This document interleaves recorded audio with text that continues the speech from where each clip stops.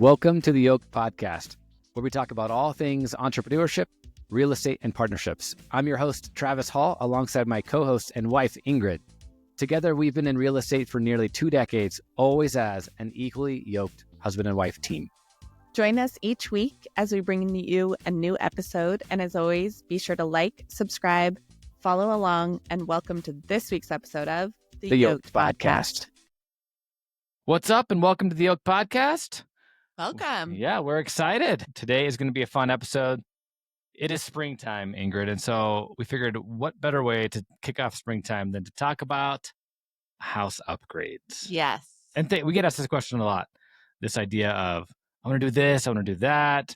What should I do? You know, people ask us about our lens as a realtor and investor, and they know we've been flipping for a long time. And so let's just take a minute. I'm going to interview you because this is your wheelhouse. It's my lane. This is your lane on one of the reasons I like real estate. Right here. On, you know, kind of like the audience, if somebody is getting ready to sell, maybe they just bought a house or moved in and they want to do some upgrades, or maybe they have like a graduation party coming up and they want to do some upgrades to get ready for that. This idea of things that people can upgrade and do that they'll get a return on. Got it. I like that. Like a personalization or an upgrade. Exactly. So that's my first question to you is, what is the difference between a personalization and an upgrade? Because the lines blur sure do pretty easily. And I will say the same thing can start out as an upgrade and then becomes a personalization. Okay. So I think the biggest difference between a personalization and an upgrade is you will get the majority of your money back, or it will actually appreciate and add value if it is an upgrade. And if it's a personalization, you're really just doing it for you. Yeah. I think another line to draw would be that attached to the house. So like if you've got some cash to burn, you're like, I want to upgrade. Well, there's a way to just upgrade your furniture, make it look really nice. You can take it with you when you go.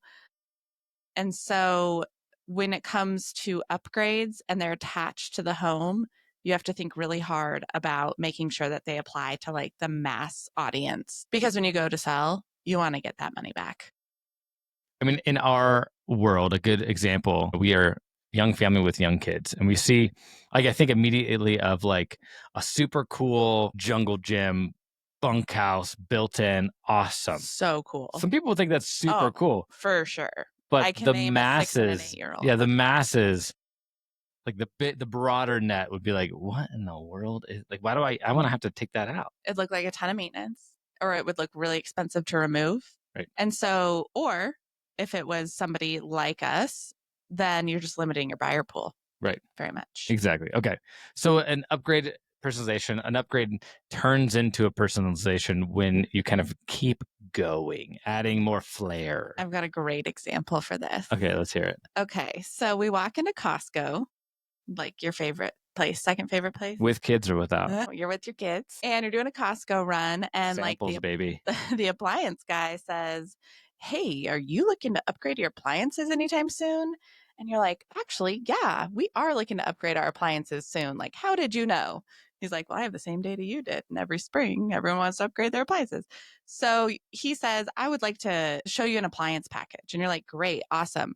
Yeah, like right now we have dated white appliances. We want to get stainless steel appliances. So absolutely, this is all starting as an upgrade, right? Something that functions better. You're now going to have integrated ice maker and these things. And you start going through the packages, and the Samsung rep goes, for $400 more, you can get this swanky fridge that's actually writable. You can write on the front of the fridge. Do you want that? You have now crossed the line. Right. That is a personalization, because not everybody's going to find value in that. And so that is like a great example of fresh new appliances. Absolutely an upgrade. You cross the line and you get this more expensive package that isn't appropriate for your neighborhood, or isn't appropriate for the type of buyer that would be buying the house at that home, 5 years down the road. Or you want to get something kind of wild and crazy, like a color or a TV built into your fridge. So it becomes a personalization at that point. And like, that's a good example, because you can do that. Oh, and you just have to know. You just have to know that like people don't care. Yeah, they really don't. I mean, like solely based on selling the house. Again, that's the lens of that conversation. If you want it for you because you have it for the next 5 years, do it. Or even like graduation parties, like you said. I mean, somebody's lived in their house for a year and they're like, I wanted to upgrade the appliances and I want to do it now before I host like this big, Right. party or whatever. Absolutely do it. Absolutely do it. Just don't cross that line. Or just know if you cross the line, there's no return. Yeah. You might not get it back. Okay. Good idea. I like that. What about like paint? Like paint. Oh, paint. I'm That's curious. Also, because we talk about this a lot too. And you see some people and you walk in the house and they're telling you, they're like, okay, I've updated all the paint. Look at this. This is custom with a sponge texture. And it's like bronze, or there's some. exactly the house you're talking about. Exactly. Like it could be, I bet it was expensive. Yes. And that is an upgrade of sorts, but yeah, talk about paint. Yeah. So I think that's another one where you can easily cross the line. So fresh paint, interior, exterior, absolutely an upgrade. If it has been painted in the last 3 years, amazing. Last 5 years, still pretty good. When it becomes so personalized, either in color or in what you're painting, then you've crossed the line to a personalization. You ever seen a house that had like something painted really weird? Give me up for a story. Yes, I have. I'll tell the story because it's fun. My sister, Justine, and I, when we were kids, we lived in a rental house with my mom in Stillwater, Oklahoma. For whatever reason, my mom was amazing and she just let us do this. Justine lived downstairs and we were going to paint the basement bathroom. And we wanted to paint it pool blue. I didn't even live there. And painting it pool, like aqua blue. It's literally, I think, pool paint. And my mom was super cool and she's like, yes, do it. And so we did. And she gave us full reign to do whatever we wanted. And we painted the entire bathroom. And when I mean entire bathroom, I mean the toilet was blue. And we painted the vanity blue. We painted the shower. Everything you walked in, and every inch of that house, of that room. Imagine that landlord going back and everything. All that, like I have to replace the toilet. Totally. I feel bad now. But man, we thought it was so cool. Yes. That was the personalization. Yes. But also like when it comes to paint right now, one of the very, trendy things in design right now is color drenching. So you're painting the walls. Drenching? Yeah, that's what it's called. It's a term. But you're painting like the walls. You're cooler than me. I kind of am when it comes to this. Yeah, totally. But you're painting. I would leave just blank walls. Yeah. I'm like, I don't care. I know. That's okay. That's why we're a good match. You're painting the walls the same color as the trim, the same color as the ceiling, all in the same sheen. And so that is accent walls and wallpaper, all of those things, again, can blur the lines. Anytime it comes to paint, my recommendation, and so when we're talking color drenching, we're talking deep maroons and navies, like some really moody colors right now that are fun. If you want to do that because you love it, do it in a small space. That's really easy to repaint, like a powder bath or a laundry room. That's your somewhere you're like, yeah, let's get crazy and wild and try this because it might be out of style in a year or two. But if you're going to paint and you are probably selling in the next 3 to 5 years, I highly recommend keeping it neutral, which is like whites. Super boring. It's so boring. But some of the whites have great names though. Yeah, they really do. Like marshmallow. Or what is it? Chamois, soft chamois. Soft chamois. Chamois. All right, let's keep going. Let's ask some more detailed questions. All right, I like this one. How much should someone budget for pre-sale improvements and what offers the best bang for your buck? Again, this is a selling lens, maybe in the next 2 years, and you want to do some upgrades because it's springtime. You're like, let's do it. And we know we're going to do it for our house in the future. I mean, that's an open-ended question, but yeah, that really is. I'm like, what kind of budget we working with here? Totally. Budget friendly. So budget friendly. I think one of the mistakes people make when they start to make these decisions is that they may upgrade something and overlook the functionality of another. And so if you're really looking at your house, like I'm going to sell in the next year, my number one thing would be, what kind of condition are your systems and appliances in? Do you need new HVAC? Should you have the sewer scope snaked? Or the sewer line snaked? So boring, It's but it's so boring. true. what kind of condition are all your windows in? Do you have a bunch of broken seals or they don't open? They've been painted shut at one point. Those are like maintenance items. What does your roof look like? What does all your flat work look like? So that kind of stuff is going to come up at inspection, unless you're in this wild and crazy sellers market, which we've seen before, and then people are willing to overlook everything. But at the end of the day, I wouldn't go put this incredible fireplace facade with this fancy tile on a fireplace and you're like, oh yeah, it doesn't even work. Like, go spend $300 and get the tech in there and make sure it works, and then think about the upgrade. So that's the first place I would go. Major systems, appliances, flat work, windows, and roof. Ugh, it's so boring, like your fence and stuff. I'm so boring. The next place I would go are your kitchen and your bathrooms. Everyone always knows that. Now, if we're talking about a smaller budget, like very small budget, I look at fixtures. So like old school 90s, like boob lights. Okay, like let's put the flat LEDs in. Well, and I mean, like that example, you can get some really nice looking LED flush mount lights, 4 of them for $50 on the Amazon. On the Amazon.com. Sent right to your door. I mean, truly that. Or hardware for, cabinets, vanities. That's a great way just to like quickly update something that it doesn't scream like, hi, I'm from the 70s. Okay, let's talk about hardware real quick. And then because we've had this conversation a decent amount with our current flip that we're doing. And I feel like we've changed our tune, or at least you have, and you've influenced me to change my tune as well on hardware. We've always been like, let's just get basic, good looking stuff, but cheap. Yep. And so I'm curious now. Yeah, I think at some price point, you do have to cross over where it looks unique and it doesn't look like every other house in the entire neighborhood, which there's some value to that. I mean, if you're really looking at dumping some dough and you got 50 grand, you want to do some updates to the house before you sell it next year, my number one recommendation would be to go online, look at the top 5 houses that have sold in your neighborhood in the last year for the least amount of days, because that's what the buyer wanted. Updated, yes, updated homes, but keeping in mind that anything that is trendy might be out of style by the time that you list. And so when it comes to hardware, I would say something that is unique but still super functional is actually, somebody might turn their head and be like, oh, that's nice. Something that feels really cheap when you open it. Like plasticky. I mean, and I've done rounds with hardware, gotten them in and then I returned them all. And then I got them, Some of those gold ones we got recently, we got them. And it looks spray painted. They looked like they were Sharpied gold. They probably were. Yeah. And so we returned them. And so I think that's a great place to pay a little extra. Now, are you going to pay $20 per pull? Maybe, if it's a really bougie, like appliance pull that's integrated in 18 inches. But I think you can get some really quality hardware for like $3 a pull. Yeah. That is nice. Well, and most people's kitchens aren't 100 pulls.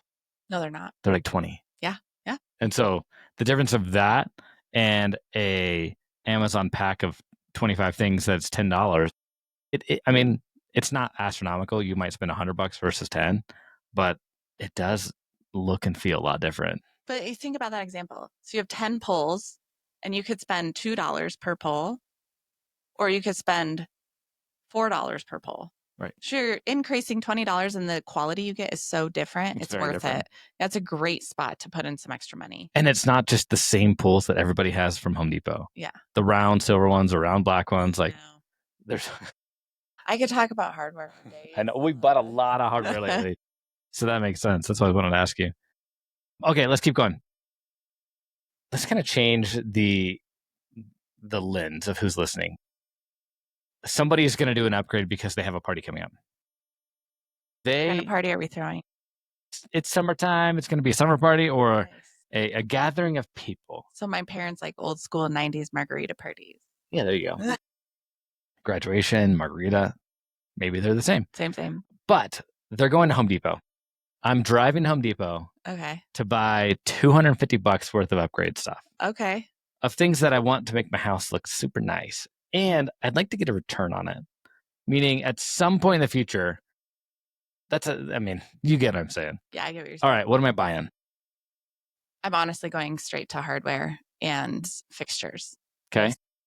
I'm switching out some lights, like an entry light. Okay, let me change my question. $200 to Home Depot, $200 to Amazon. Because you're going to buy that stuff on Amazon because the selection is so much broader. Yeah, absolutely. I probably would. Right now, I'm curious, what would you buy? I mean, 'cause I'm probably buying fixtures and hardware. I'm doing for $250. I know it's not very much money, and I'm gonna buy some mulch. I know, but that's like, well, yeah. I mean, outdoor stuff for sure. Yeah, I would buy like 10 bags of mulch, not red. Please, no. I don't care if your house is red. Don't buy red mulch. It's we see a lot of houses that we're like, oh, maybe that's just preference, but brown or black. For sure, brown. And I would buy that, and then I'm with you, like little upgrades that I'm a big fan of. I know it's me, but I think it adds a punch of like, oh, this looks new. And maybe it's because I'm pretty handy and so I can just do it. Okay. But I love replacing all wall outlet covers. That is a good one. Because they're so cheap. It's like 80 cents a cover for brand new white, oversized. And then if I'm really feeling spicy, because I want to upgrade my outlets and my switches. I mean, a good size house, like a 2,000 square foot house, 3,000 square foot house, you might have 50 total that are just that you can see. Man, flip the power off to your breaker and just have it. They're not that hard. You're right. For $200, including all outlets and switches. Granted, I know you could get super expensive ones, all the smart. I'm just saying Decora, large, and then white outlets or whatever color with new covers. It looks fresh. You know what? I'm gonna add one more because I just thought of this and I'm gonna switch up the rules. I'm gonna buy a power washer. That's actually a great idea. Because you can reuse it so many times. And I'm gonna make my kids clean the windows. They're gonna power wash the house and then we're gonna clean all the windows. It's amazing power washing a house because nobody does that. I know. So, you could do it over and over again. And right before you list, you do it again. And you can power wash the lawn. You can power wash the driveway. Like you could literally power wash anything. Your dog. And then you could send your kids out and they can go rent out the power washer and make a whole business. Well, there you go. Then we can have them on the Yoked Podcast and we can talk about growing. Actually, Boone probably would let you power wash him. That's a good idea. Okay, thank you. Yeah. So what would you buy on Amazon? I'm probably buying chattels. It's my new favorite word. It is your new favorite word that I tried. It's all encompassing of all of the things, but I'm buying some like plants and some new pottery for those plants, or I'm buying like a couple coffee table books. That stuff I can take with me, but it looks really nice right now. And a couple seasonal pillows. So I love getting like the 20 by 20 pillows that then you can swap out all of the covers for. You do love that. And it just like I have so many pillow covers, but you can swap them out and it makes it feel brand new, but it also freshens it for you and freshens it for somebody else. There's some really fun patterns. Amazon, great spot for that. So I'm probably buying a couple like little, decor items. One thing I'll add too, just thinking about it, like I think about things that I notice when I walk in houses and like what you notice.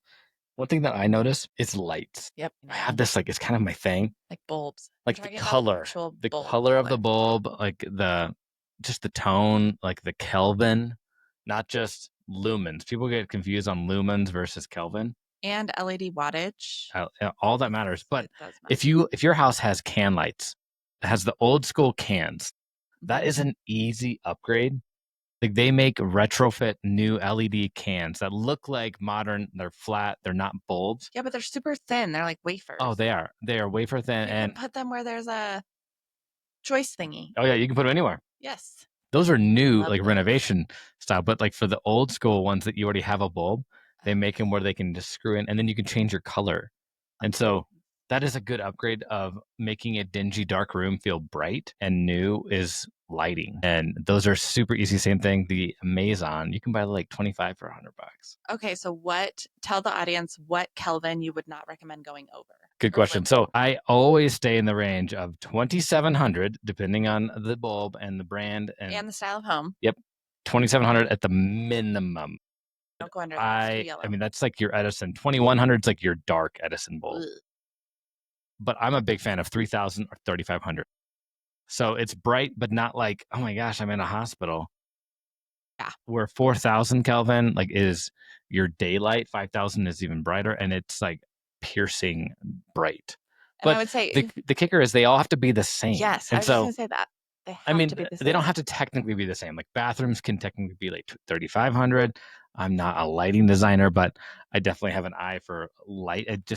You want it to be cohesive.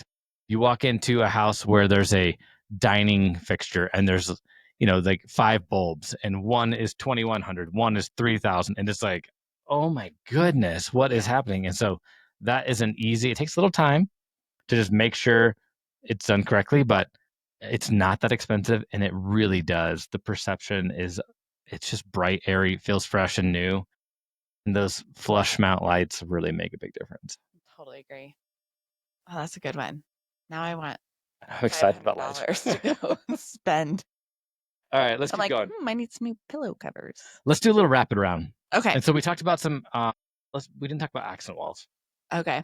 So accent walls and gold colors is a theme. And so Okay. we see a lot of gold right now. And I think this idea of there is so many variations of gold. Don't even get me started. And so let's talk about accent walls, wallpaper. We talked about it, but what's good, what's bad? Okay. First of all, disclaimer. If you go buy champagne bronze from Delta, do not expect for it to match any other gold color that you can find for any other finish. You sound like you know what you're talking about. I have returned many a gold things back right now. Yes. And so I would say accent walls and gold colors, those are personalizations. They're not upgrades, and not anymore. 2 years ago, I might have said that an accent wall was an upgrade, but right now they're not. They can be, and if the whole house is updated and it flows well, they can be like a punch of wow. Yeah, again, if you're going to do it, you got to do it in a small space, a very small space. But if it doesn't match the space and you walk in, you're like, well, that's like, wow, DIY accent wall. Cool. Yeah. Yeah, agreed. Yep. All right, let's keep going. What about, I like this one. Built-ins for a home office. I actually think this is an upgrade. So I'm going to say built-ins on either side of the like fireplace or kind of TV wall, or built-ins for a home office, as long as you're building in something that's functional and it looks built in. Okay, we're not like going to go get the IKEA Billy bookcase and then make it look built in. I'm guilty of that. We've done that. We like baseboarded it in. Anything that's going to scream DIY vibes is not an upgrade. It's a personalization. And I would say, I would add to this, don't steal a bedroom for your, if you're just using a bedroom as a home office, don't do this. Don't do that. This is for if your house has a home office and it's clearly French door glass, like home office. Yeah, absolutely. But if you're going to do built-ins for a home office or around your fireplace kind of TV wall, I think that's an upgrade. Okay. Somewhere to store your chattels. All right, last one. Let's talk about this. I'm curious what you think about this. We probably have similar ideas, but smart home technology or just anything related to smart home tech. So if you're going to leave it when you sell your home, it's an upgrade. Do not go put in Ring doorbells, upgraded thermostats, everything smart and talks to each other, and then list it as an exclusion when you go to leave. Take everything with you. Literally, we see that a lot. That is like such a bummer. And all the buyer sees is price tags and dollar signs all over because they have to go replace all that stuff. Now, if you are going to put some money into some kind of smart home tech, I think it's worth it. I think that's an upgrade to a point. Again, I think that line is fuzzy. What about you? I agree. I think it's pretty fuzzy as well as far as a return on the investment. Yeah, because you can spend some dough. You can drop some money on smart home upgrades, but it's also getting more common where a lot of things are Z-Wave or whatever. They're smart and you can put them in and nobody cares. Like going back to the outlets and switches. Some people will really appreciate that it's there, but they're not going to pay more for it. Yep. And so it's like that's one where you do it for you. If the whole house talks together with the ring and the lights and everything and you can really highlight this is a smart house because of X, Y, and Z, and it's all staying here. Yeah. So like you have $500. Okay. I would say smart thermostats that are programmable. I feel like those are a given. Like that, Yeah. You need that. Need those. Some kind of smart ratio, like irrigation Watering. system that talks to the internets and doesn't water if it rains. You know, even something as simple as like, do you have a keypad for your garage door and Right. garage doors, like openers actually work that aren't integrated to your car? Like stuff like that. Absolutely. But then when you go wild on the tech, you know, and tell Alexa to like do fancy thing, I would say that's a personalization. Well, and we don't even see it in like expensive homes. I mean, you see it, but it's not, people don't just naturally expect it to be your switches to all be high end smart. Yep. Like they might want it, but I mean, even in the couple $1 million homes that we've sold and, you know, help buyers buy, it's not, people don't ask the question. It's more, I think they just expect, and like they know that it's all, you can make anything smart. Yeah. So it's easy to personalize. I feel like it's more of a personalization. It's more of a personalization. I take that back. I think it's more along those lines. But there are some caveats, like garage door opener. Yeah. People just think it's going to be, you can connect their app to it. Mm-hmm. And the ratio, the HVAC, all that matters. All right, cool. I think that's a good overall idea for spring right now. Yeah. Some basic ideas. Yep. Any other like random, like if you're going to go do one thing, do this? I would say we talked about a lot of like lower budget things, right? Yeah. That are going to last. Yeah. Let's talk about bigger budget. Okay. Kitchens. So bigger budget things, kitchen. And you could drop some dough on that. Every time. Yeah. But yeah, those are the two: primary bath, kitchen. Primary bath and kitchen. That's where you're going to get the most money correct back. So if you want to, let's say you want to update your kitchen. You've got like these old 70s cabinets, you know, with like the relief, like the arched relief on your cabinet front. Well, I'm just going to paint them. Yeah. Please don't do that. Please don't do that. Do that for you. Especially if you're going to DIY paint. Unless that's all your budget allows. Yeah. I would say if you want to redo your kitchen, the best way you can cut down on cost and still upgrade it is to keep the layout the same. Now, if you have a dated layout that doesn't work for the flow of the kitchen, it doesn't open up to the next room. So like the island is oriented different. That's a different story. You're going to have to add, you know, K per trade. So we're talking about plumbing, HVAC. Now you got your floors, everything like that to change. Changes everything. But if you can keep your layout the same, and there's some tricks you can do with molding around the baseboards and stuff to cover up like maybe a small gap.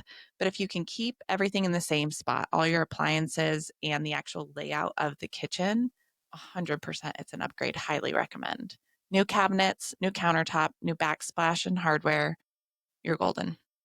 Well, let's talk about that, because I think there is a perception of updating a kitchen that it's just wildly expensive, which it is not cheap. Let's be honest. Yeah, it is. It is not cheap. The most expensive room to upgrade. For sure. But I think it is doable. I mean, if your cabinets are in decent shape, good shape, and you just want to upgrade your laminate Formica countertop, that is a great return. And Absolutely. Do it now. Yeah. Like do it. So you can enjoy it. Yeah. I mean, you can spend less than $5,000.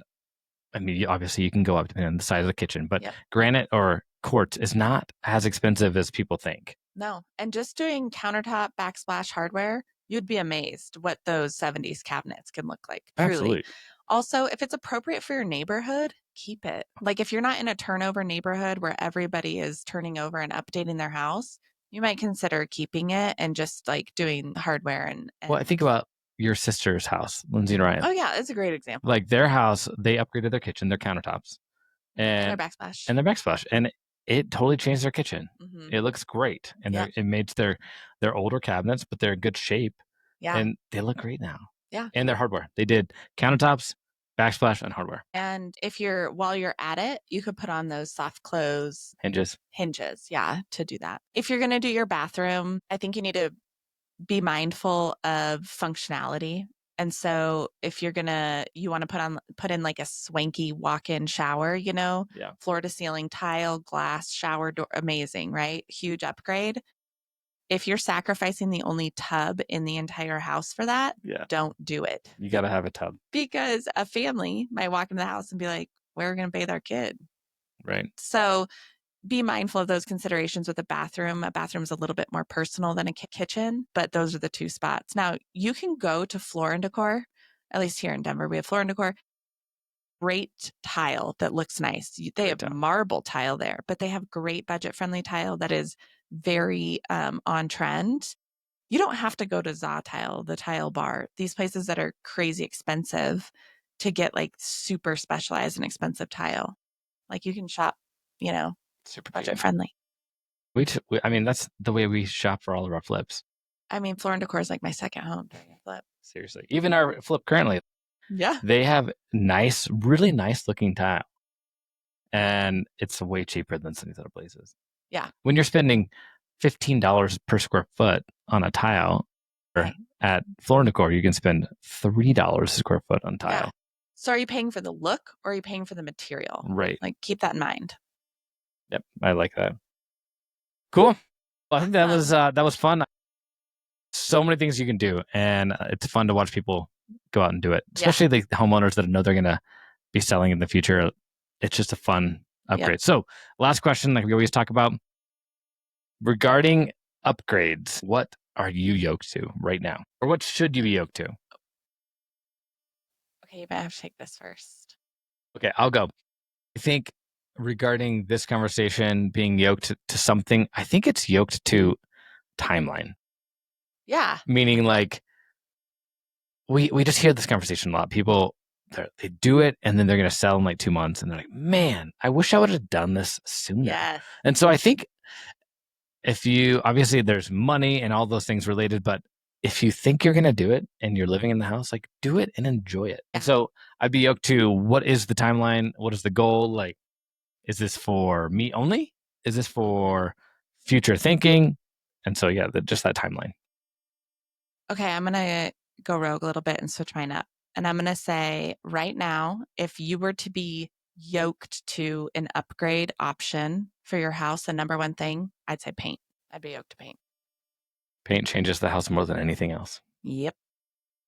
And it's kind of like a lawn where it's satisfying because you can, like a landscape, like sod, you lay new sod down and it's just like, it immediately looks different. And paint is the same way. Paint's the same way. That's cool. what I'd be yoked to. I love that. Well, we hope this was beneficial and fun to listen to and and helpful. And then you want to tell the audience what's coming up? No, I think you should. Okay, so this is our I almost ended without teasing this. Yeah, I know. This is our 13th episode. Yes. I forget. So it turns out people are listening to us, which is really exciting. They're yoked to us. Yes. But we are going to start some series, which is exciting. So we've done like broad strokes of a lot of things, and we're going to start doing 3-episode series. And I don't know, we're just really pumped about that. So we can kind of dive deeper, bring in some guests that maybe are around that particular thing and different insights, which is fun. So like in the real estate space, we're going to do a series specifically on short-term rentals. We won't spoil the other ones. Maybe we'll do a series on like big life changes. Maybe we should do a series on big life changes as a little teaser. So follow along coming up. We're really excited about series. And honestly, some of them have been from listeners that are like, hey, can you guys talk about this more? Yep. So we're excited. And as always, like, comment. Hey, would you believe that there are listeners in other countries? What? Yes. I wouldn't believe that, actually. I should have looked it up to tell you what specific countries. But yeah, shout out to you. If you are in a different country, let us know where you're listening from. Yeah. That's awesome. It's pretty crazy. Okay, where can people find you? They can find me on Instagram at the Travis Hall, as well as our website. We have a website up now. It's called Partner with North. That's our company. That's us. Yep. Partnerwithnorth.com. And what about you? I am at the Ingrid Hall. You're still thinking about it. On Instagram, please. All the socials, but Instagram is the best. All right, cool. Well, until next week, have a good one. And hope you enjoyed the show. Thank you. Bye. Thank you so much for listening to this week's episode of the Yoked Podcast. We hope you enjoyed it. And as always, be sure to like, subscribe, and follow along as we drop a new episode each week.